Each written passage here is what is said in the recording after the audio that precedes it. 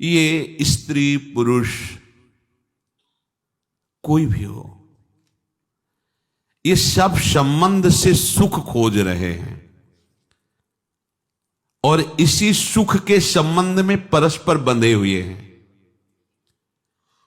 पर कोई दुख नहीं चाहता।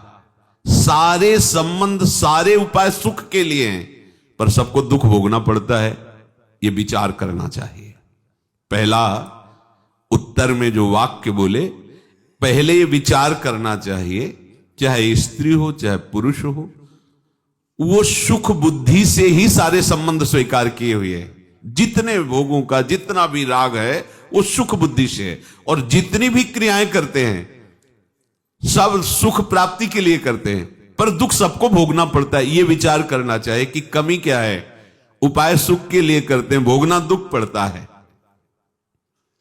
तो जो पुरुष माया के पार जाना चाहता है उसे यह विचार करना चाहिए कि ये विपरीत फल मुझे क्यों प्राप्त हो रहा है। चाहता हूं सुख, संबंध भी बनाए हैं सुख के लिए, चेष्टाएं भी सुख के लिए कर रहे हैं, पर दुख क्यों मिल रहा है, ये विपरीत फल क्यों मिल रहा है। पहले विचार करना चाहिए। सुख के बदले दुख बढ़ता ही चला जा रहा है दिनों दिन, विचार करना चाहिए। जैसे एक धन को ही ले लो, इससे दिन पर दिन जलन बढ़ती जाती है, दुख बढ़ता जाता है।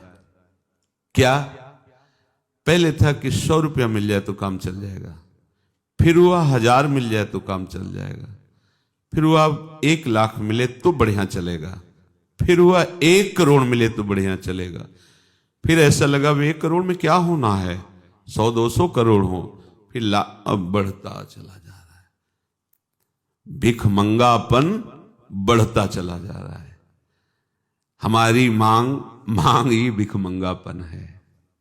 कितना हो गया, अब करोड़ से काम नहीं चलना, अब और अरबों, अब अरब से काम नहीं चलना, अब विश्व लेवल का धनी। ये वासना,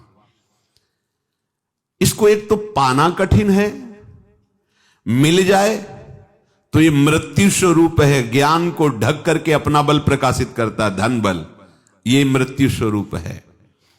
जो इसको अपना मान करके फूल जाते हैं, इतना बैंक बैलेंस हमारे पास है, वो अपने आप को और प्रभु को भूल जाते हैं। जो धन के गर्भ में है, धन के फूलन में है, वो अपने स्वरूप को भूल जाते हैं, प्रभु को भूल जाते हैं। घर, पुत्र, स्वजन, संबंधी, पशु, धन, जितना कुछ है ये सब नाशवान है। हे राजन, यदि सब कुछ सबको एक को मिल जाए, सब कुछ, तो भी उसे कहीं भी सुख और शांति नहीं मिल सकती। ये विचार करें। इसलिए जो माया के पार जाना चाहते हैं उसे ये भी समझ लेना चाहिए कि स्वर्ग आदि लोक लोकांतर जो है, ये भी सीमित कर्म का फल भुगवा करके एक अच्छा स्वप्न जैसा, फिर उसे इसी दुखालय मृत्यु लोक में आना पड़ता है। अब ऐसा विचार करके तस्मात् गुरुम प्रपद्येत जिज्ञासु श्रेय उत्तमम शाब्दे परे च निष्णातम ब्रह्मण्युपशमाश्रयम्। ऐसा विचार करके अब उसको सदगुरुदेव की शरण में जाना चाहिए। जो विचारवान है, बुरे आचरणों का त्यागी है, गुरु को साक्षात प्रभु समझता है, निष्कपट भाव से उनकी सेवा करता है, उन पर पूर्ण विश्वास रखता है, तो उसको इन 16 बातों में देखना चाहिए कि हमारे हृदय में कितनी आ गई हैं। गुरु भक्त, गुरु आश्रित के हृदय में 16 बातें जागृत होती है या वो धारण करता है। पहला, उसको ब्रह्मचर्य पर नजर हो जाएगी। जो गुरु कृपा पात्र, चाहे गृहस्थ हो चाहे विरक्त हो। कभी कभी बड़ा आश्चर्य होता है,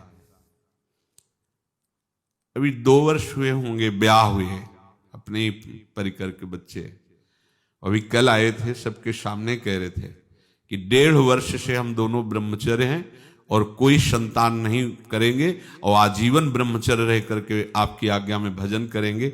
ये हम 1.5 वर्ष रहने के बाद आपसे प्रार्थना कर रहे हैं कि हम ब्रह्मचर्य से रहना चाहते हैं, आप आज्ञा कीजिए। दिमाग कहाँ नहीं करता। अपने लोग वैरागी हैं, जरा इस बात पर विचार करो, इसीलिए कह रहे हैं विचार करो कि ग्रह त्यागी हैं, संसार के त्यागी कहलाते हैं, पर अंदर सुख बुद्धि रखते हैं भोगों पर। कितना विक्षेप देते हैं भोग। अभी 22-24 का बच्चा है, 24-25 का होगा, और वो कह रहा मैं 1.5 वर्ष से ब्रह्मचर्य में, अभी नया ब्याह हुआ है। और ऐसे परिवार का नहीं कि मिथ्या भाषण या ऐसा नहीं, वो खूब आप लोग तो जानते ही हैं, पूरा परिवार अनन्य है, श्री जी का अनन्य भक्त है। तब आश्चर्य होता है, एक ही जगह रहना है और ब्रह्मचर्य से रहना है। तब लगता है केवल कृपा, केवल कृपा, दूसरा कुछ नहीं हो सकता।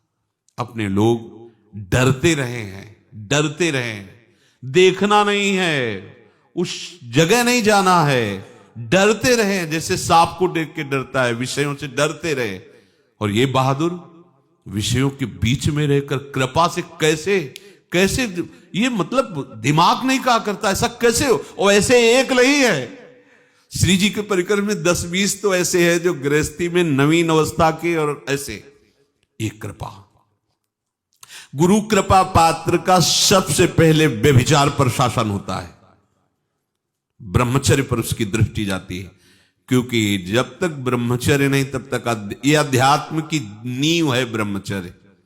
आ ही जाएगा, आ ही जाएगा, आपको अच्छा ही नहीं लगने लगेगा, धीरे धीरे आपका मन उपरति को प्राप्त होने लगेगा। दूसरा है किसी को दुख नहीं पहुंचाना, हिंसा नहीं करनी, ये बात आने लगेगी। तीसरा, हमको कोई दुख दे हम सह जाएंगे, शिकायत नहीं करेंगे। तीसरी बात, ये 16 लक्षण आते हैं सच्चे शिष्य के हृदय में। हम दुख सुख को समान भाव से सह जाएंगे। चौथा, गुरु कृपा से हमें सब जगह भगवत दर्शन करना है, सब जगह हमारे प्रभु हैं।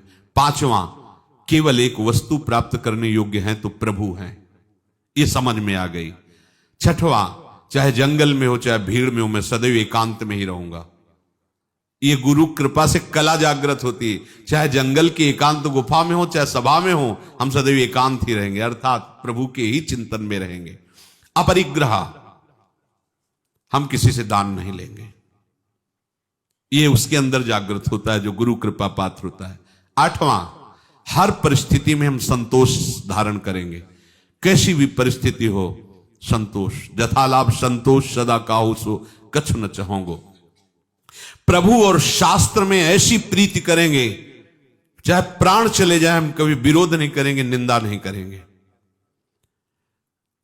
10वां, नींद पर नजर हो जाएगी उस उपासक की, कम सोने की इच्छा जागृत होगी, नींद अच्छी नहीं लगेगी गुरु कृपा पात्र को। 11वां, मनोदंड, वागदंड, कर्मदंड, इस पर उसकी नजर हो जाएगी। वागदंड, मौन का आश्रय, ज्यादा बातचीत नहीं। कर्मदंड, प्रपंच जनित कोई कार्य नहीं, विरत बहुकर्मा, भगवत सेवा संबंधी कार्य। मनोदंड, बार बार विषयों का भोगने का संकल्प करने वाले मन को शासन में ले लेना, ये गुरु कृपा पात्र से होता है। 12वां, प्रभु का ध्यान लगने लगना। गौर वर्ण श्यामल चरण रच मेहंदी के रंग, ये गुरु कृपा पात्र। यहां प्यारोडुम क्षमते ने अच्छी सुखादी नाम तो ध्यानगम, पर गुरु कृपा पात्र के मानस पटल पर गुरु कृपा से झलकने लगते हैं युगल सरकार, साधन बल से नहीं। साधन बल से तो प्यारोडुम क्षमते, क्षमता शब्द बहुत विचित्र शब्द है, किनके लिए? शिव सुखादी नाम तो ध्यानगम। और गुरु कृपा पात्र चाहे जैसा, और ये युगल सरकार झलकने लगते हैं उसके मानस पटल पर। प्रभु का ध्यान करने की भावना जागृत होना, वो चलते फिरते उठते, ये पद्मासन लगा के ध्यान वाला ध्यान नहीं है, ये कृपा वाला ध्यान है। चलते फिरते उठते, पिय मूर्ति नयन बसय तेहि रस राय समाय। प्रभु की चर्चा सुनने में भारी प्रियता, जैसे कई दिनों का भूखा हो, पता चले वहां भोजन बट रहा है तो लंबे लंबे पैर रख करके जाएगा, कहीं ऐसा ना हो कि बट जाए और मैं चूक जाऊं। वहां भगवत चर्चा हो रही है, आराध्य देव की बातें हो रही, सिद्धांत हो रही, भाग एक भी शब्द नहीं छूटना चाहिए। ऐसी प्रिय, उसे प्रियता कहते हैं। जो भगवत प्रेमी महात्मा होते उनका ऐसा, जैसे श्री हनुमान जी महाराज की पहचान बताई थी प्रेत ने कि सबसे पहले आएंगे और सबसे बाद में जाएंगे। क्यों? एक भी शब्द नहीं छूटना है। पता नहीं कौन सा शब्द हमारे हृदय में भावोद्दीपन कर दे।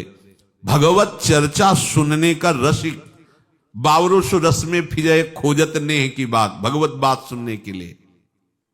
14वां, स्त्री पुत्र ग्रह संपत्ति, इस पर राग का नाश। राग का नाश और बाहरी वैराग्य, दोनों बातें अभी बताई थी। अपने लोग बाहरी वैराग्य धारण किए हैं पर डरते हैं, ये बातें ही समझ में नहीं आती। कैसा, उनको कभी कोई बैरागी नहीं कहेगा, उनको कोई साष्टांग प्रणाम नहीं करेगा, यही कहेगा कि स्त्री के साथ डोल रहा है। लेकिन उनके बैराग्य को हम हृदय से प्रणाम करते हैं, क्योंकि जिस मार्ग के बैरागी बनकर हम जिस बात से डरते रहे, उस बात में वो रह के उस बात को जीत रहा है। यह है कृपा, यह है कृपा। इसलिए कृपा से कहो कृपा ते कहा न होई, वो कृपा कहो कृपा उपजे के भांति, बोले रसिकन संग फिरो दिन राती। नौकरी करते हम, बोले हम छोड़ना चाहते हैं। अब यही कितना भी यहां आधुनिकता का समय कुछ होना, जब से सत्संग सुनना शुरू किया तो अब चैन नहीं लगता। ऐसा लगता है कि एक एक मिनट वृंदावन से दूर रहना मनो जीवन को नष्ट करना है। अब हम यही चाहते हैं कि दोनों बैठ के सत्संग सुने, जो भी नमक रोटी खाएं वृंदावन। ऐसे ये देखो, ये कृपा, मतलब जिस कृपा का हम जो दर्शन कर रहे हैं, उस कृपा के लिए हम लालायित रहे कि कभी ऐसा जीवन में होगा क्या कि सब सानिध्य हो विषयों का और मन में विषयों की तरफ महत्व बुद्धि न हो, डरते रहे। वो कृपा से कैसे, मतलब आश्चर्य, कृपा से क्या है, यही तो बस आश्चर्य की बात कि आश्चर्य ऐसा कैसे हो सकता है। किसी से भी कहे, बोले ऐसा कैसे हो सकता है। वर्णन है शास्त्रों में, इतने मिनट संग हुआ, ऐसा होगा, वो पास लिए है और वो कह रहा है मैं ब्रह्मचर्य हूं, अवस्था ऐसी है, और मिथ्या भाषण है नहीं, और एक हो तो एक है तो 25 है। ये क्या है? केवल लाडली जी की कृपा। जैसा श्रीपाद प्रबोधानंद जी कहते हैं कि अगर किशोरी जी के चरणों की दास्ता जागृत हो जाए तो उसके हृदय में भगवान मोहिनी भी अपना प्रभाव नहीं डाल सकते, क्योंकि मोहन को भी मोहने वाली लाडली जी के गोरे चरणारविंद का ये कैसा प्रताप आश्चर्यमय है। तो स्त्री पुत्र ग्रह एवं संपत्ति आदि के राग का त्याग, इसको ऐसा ना समझे सब छोड़कर भाग चलो। भागने पर भी राग तो लिए डोल रहे हो ना, राग त्यागो ना। राग अगर बना हुआ है तो बैरागी किस बात के। अपने लोग बैरागी का सीधा मतलब समझते हैं पैंट शर्ट उतार करके और मार्किन और कपड़ा पहन लेना, इसी को बैरागी कहते हैं। ये वस्त्र का बदलाव है, उद्देश्य का नहीं। उद्देश्य के बदलाव से राग का त्याग होगा। प्रिया प्रीतम की प्राप्ति का उद्देश्य तो राग का त्याग। भक्तों से कैसे आदर सहित व्यवहार किया जाता है, गुरुदेव कृपा पात्र के हृदय में आ जाता है। प्रभु के भक्त और किसी भी जीव को दुखी देखकर उसकी सेवा की भावना जागृत होना, ये गुरुदेव कृपा पात्र में होता है। ये 16 बातें बताई गई। ब्रह्मचर्य के लिए मुख्य साधन है प्रतिज्ञा। अब लो निशानी अब नान से, पर यह प्रतिज्ञा तभी सफल होगी जब आज्ञा में इतनी सामर्थ्य है कि प्रतिज्ञा पालन कर सकते हो। राधा राधा राधा राधा, अब आपके पास सामर्थ्य आ रही है राधा नाम के, अब आप कुछ भी प्रतिज्ञा लो, निर्वाह हो जाएगा। और नाम जप नहीं है तो आज प्रतिज्ञा लो, 2-4 दिन में या तो शाम के ही टूट सकती है। कोई खास प्रतिज्ञा में दम तब तंग नहीं होगी जब तक नाम जप रूपी बल नहीं होगा। ध्यान रखना, ब्रह्मचर्य में प्रतिज्ञा काम करती है। प्रतिज्ञा उसी की सफल होती है जो नाम जप करता। नाम जप नहीं तो केवल आप गंगा कसम, यमुना कसम, भगवान कसम, गुरु कसम खाते रहिए। ये वो ऐसे भी योद्धा हैं कि तुम्हारी कसम से रुक जाएंगे। बहुत सुभट हैं, पूरे विश्व विजयी योद्धा हैं, काम आदि। ये केवल नाम से वश में होते। नाम चल रहा है, फिर प्रतिज्ञा है तो नाम छूटा तो प्रतिज्ञा का बांध बालू जैसा समझो टूट जाएगा। और कुसंगी पुरुषों के संग का त्याग, कामोद्दीपक दृश्य, ग्रंथ और बात नहीं करना। कोई ग्रंथ ऐसा नहीं पढ़ना जो कामोद्दीपक हो, दृश्य नहीं देखना, कोई बात नहीं देखनी। मन, वाणी और कर्म से किसी को भी दुख ना पहुंचाना अहिंसा कहते हैं। भगवत शरणागत होकर के जो भी किया जाए वो परिणाम में प्रभु को समर्पित होने के कारण ऐसी क्षमता प्रदान करता है कि आप बड़े से बड़े दुख को सह सकते हैं। प्रभु में आसक्ति होने से सर्वत्र भगवत दर्शन हो जाता है। प्रभु का ज्ञान होने पर वो कैवल्य परम पद में स्थित हो जाता है। प्रभु में आसक्ति होने पर वो चाहे बाजार में रहे चाहे एकांत में रहे, बात बराबर है। वासनाओं की कमी होने से वो दान आदि पर अरुचि पैदा करता है। प्रभु के ऊपर पूर्ण विश्वास और निर्भर हो जाने पर संतोष रूपी धन की प्राप्ति हो जाती है। प्रभु और प्रभु के भक्तों की कृपा होने से सब ज्ञान उसके हृदय में प्रकाशित होने लगता है। भजन में अधिक प्रेम होने से उसे नींद अच्छी नहीं लगने लगती। मन, वाणी और कर्मेंद्रियों की प्रवृत्ति पर अपना पूर्ण अधिकार अर्थात प्रभु के भजन के लिए ही प्रयोग करना, मन, वाणी और कर्मेंद्रिय को, ये मनोदंड, वागदंड और कर्मदंड है। निरंतर भगवत चिंतन करने से भगवत रूप प्रकाशित हो जाता है, यही ध्यान है। भगवत भक्तों के संग से, उनसे प्रेम करने से, भगवत चर्चा सुनते सुनते वो ऐसी प्यारी लगने लगती कि उसके बिना जिया नहीं जा सकता है। ये सब कुछ हमारे पास जो है वो प्रभु का दिया हुआ है। और प्रभु की प्राप्ति के लिए ऐसा दृढ़ भाव होने से स्त्री, पुत्र, घर, मकान आदि में आसक्ति नहीं रहती, राग नहीं रहता।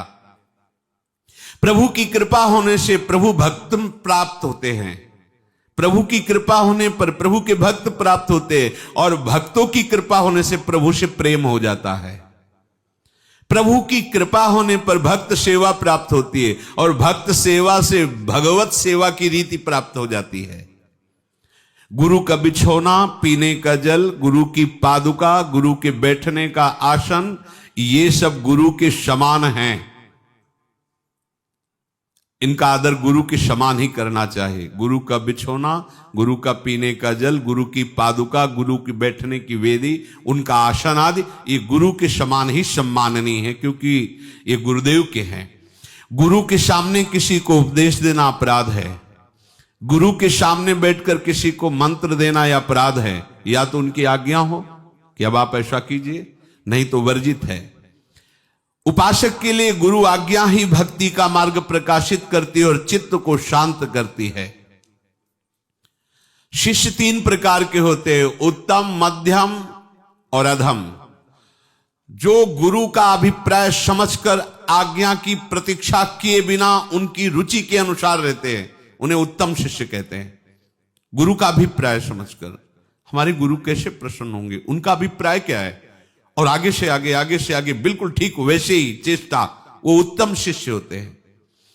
जो इंतजार करते हैं जब कहेंगे तब कर देंगे, आज्ञा मिलने पर फिर कार्य प्रारंभ करते हैं, वो मध्यम शिष्य होते हैं। और जो गुरु की आज्ञा होने पर भी उसके अनुसार आचरण नहीं करते और अपने को शिष्य मानते हो, अधम शिष्य होते हैं। गुरुदेव की सेवा करते हुए कभी कभी उनकी आज्ञा का पालन न करना मंगल होता है।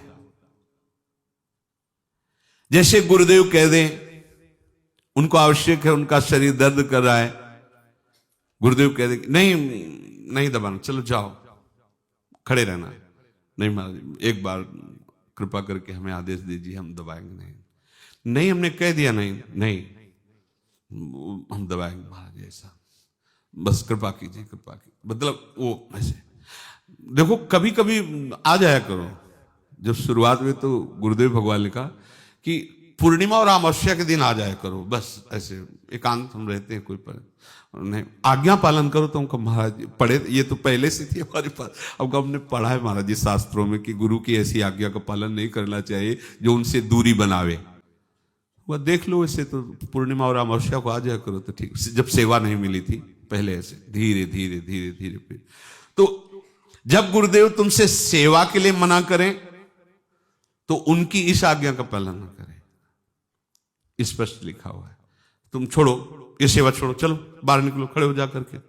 खड़े हो गए, जब सेवा का टाइम हो गया फिर सेवा में लग गए। मना किया था क्यों, चलो बाहर निकलो, फिर निकल गए, फिर आके सेवा में। मतलब अपने को अपना अस्तित्व तो नहीं है। और अगर मान हुआ, कई साल से सेवा करें, जरा सी बात में निकाल गए, निकल गए। अच्छा, वो निरपेक्ष है, तुम्हारी सेवा व्यर्थ नहीं जाएगी, वो बैंक में जमा है, तुम्हारे काम आएगी, तुम्हारा मंगल होगा, परंतु उनकी करुणा से वंचित हो गए। यदि गुरुदेव सेवा के लिए मना कर दे तो दैन्य होकर बार बार प्रार्थना करो, और एक बार नहीं अनेक बार उनकी इस आज्ञा का उल्लंघन करो। एक बार नहीं, अनेक बार। नहीं मल नहीं, सोनी लगाना नहीं लगाना, चलो बाहर चलो, फिर सुबह सुबह मना किया तो सोनी रख दी, ठीक है, फिर सोनी लगा। वो देख लेंगे ना, हाँ ठीक है, फिर वो तुम पर प्रसन्न हो जाएंगे। कई बार गुरुदेव इस प्रकार से अपने शिष्य के समर्पण की परीक्षा लिया करते हैं। जिस शिष्य में गुरु सेवा किए बिना रहा ना जाए और सेवा छूटने पर ऐसी व्याकुलता हो जैसे प्राण निकल रहे हैं, उसे गुरुदेव कभी सेवा से अलग भी नहीं कर सकते। वो कहे भी भले दें, सेवा से अलग नहीं कर सकते। सर्वदा महासुख प्राप्ति के लिए दुखों को सहते हुए भी गुरु के बताए हुए उपासना और सिद्धांत पर चलने से निश्चित इस मार्ग के पथिक को लक्ष्य की प्राप्ति हो जाती है।